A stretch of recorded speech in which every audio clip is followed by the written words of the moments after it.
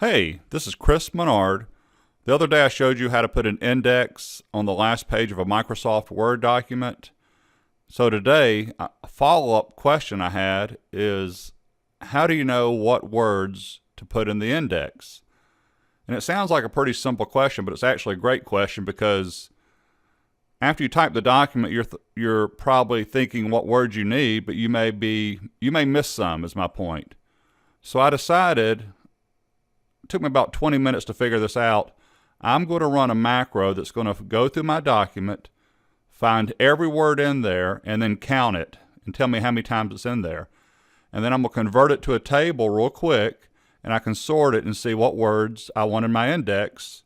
So let's go ahead and do this. You got to have the developer tab turned on in your ribbon. If you notice, it says review, then it says view, and then it says help. So to get the developer tab, you go up here to the quick access toolbar, go down to more commands, customize ribbon over to the left, and the developer toolbar is turned off by default. Just turn it on, click OK. Now, if you're saying, Chris, I don't know anything about macros and Word and what to do, you don't need to. I actually don't know a whole lot about macros when it comes to Microsoft Word. I found the macro that I needed, I copied it, and now I'm going to go paste it, and then I'm going to run it. It's that simple. So here we go. Alt F11 will pull up, we put this in here, Microsoft Visual Basic, VBA. I'm going to go to the Insert tab. I'm going to click on Module. And I'm going to Control V. So I've already copied what I needed, so I just needed to paste it. And I'm going to show you in just 1 second where I got this from.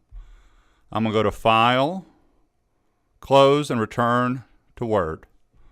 So now when you go up here to Developer, and by the way, assume that this document is an employee handbook, because I just made up some random text, but I did put in a few terms, so we'll see them in a second. So Developer, Macros, and down here will be Word Frequency. That is what I just put in when I did Alt F11, Insert Module. I'm going to run it, and after I run it, I'm going to pause the video for a second because it'll take about 90 seconds to run. And do I want to sort it by word or by frequency? It's going to do it by word, so I'm going to leave it that way. But if I wanted frequency, I would type in FREQ. It took between 90 seconds to 120 seconds to run. And just so you know, my computer, I've got a Dell XPS, but it's a Dell XPS from the year 2007. That's when I purchased it, and it still runs great, so a newer computer would be even better. It found 128 different words. I'm going to click OK. And so it made another Word document automatically. As you can see, there's the original Word document. There's my employee handbook. And here's the document that it created. I didn't have to create this. Now, I'm going to go to the top of it. This is what I would do. I'm going to click to the left of whatever's the first. Because remember, we said we're going to do it by word. Add, also, another. I'm going to go to the last page. And hold down the Shift key and click. So I selected the number of occurrences and the word. I'm going to go up to the Insert tab. I'm going to use the Tables group, Table. And look at this. Convert text to table. And it picks up that there should be 2 columns. That's actually perfect. Click OK. Now, Control Home will get you back to the top. So the word add is in that other document 21 times. Also is in there 14. I'm going to select that first row, insert above, because you need, just like in Excel, I always preach, you always have a header row. The same thing applies for a Word table. And always make that header row bold. Just a little trick, has actually nothing to do with this exercise, but if I go to page 2, I still have a table. But if you notice, the header row is not appearing. Neither will it won't appear on page 3 either. So watch this. Table Tools, because I'm inside the table. Layout tab. Repeat header row is grayed out. You need to click in the first row, and now repeat header row is available, and click it once. Go down and look at page 2. The header row will repeat. Perfect. And page 3. So there's a little tip from me right there. We also converted text to a table. And you don't have to do this, but I'm going to just pull this in. Pull this in. Try it again. There we go. And the last thing is I'm going to click over in the left column. I'm still on Table Tools Layout, Sort.